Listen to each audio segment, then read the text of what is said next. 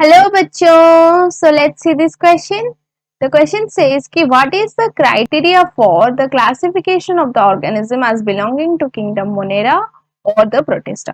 तो अगर हम किसी ऑर्गेनिज्म को मोनेरा में डालते हैं नहीं तो प्रोटिस्टा में डालते हैं तो किस बेसिस पे दोनों में क्लासिफाई करेंगे वही पूछ रहा है.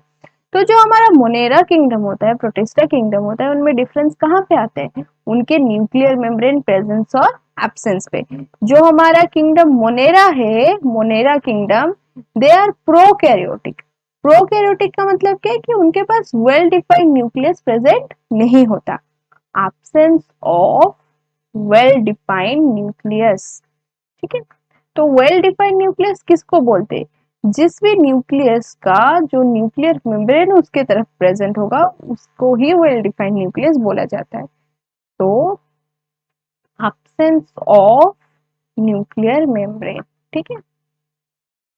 whereas जो हमारा प्रोटिस्टा है उसको क्या बोलते हैं? उसके सारे ऑर्गेनिजम्स को यूकैरियोटिक. यूकैरियोटिक मतलब क्या कि ट्रू न्यूक्लियस होता है उनके पास.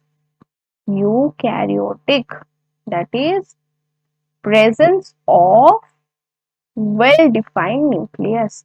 उनके पास जो न्यूक्लियस होता है वो वेल डिफाइंड होता है. वेल डिफाइंड का मतलब क्या कि उनके न्यूक्लियस के चारों तरफ न्यूक्लियर मेम्ब्रेन प्रेजेंट होगा. ठीक है. Presence of nuclear membrane. ठीक है. तो इसी बेसिस पे हम दोनों को डिफरेंशिएट कर सकते हैं कोई भी ऑर्गेनिज्म को. देखो यहाँ पे एक डायग्राम बना लेते हैं थोड़ा, नहीं तो ये हो गया सेल, तो ये उसका न्यूक्लियर मेटेरियल इससे पड़ा होगा उसके अंदर.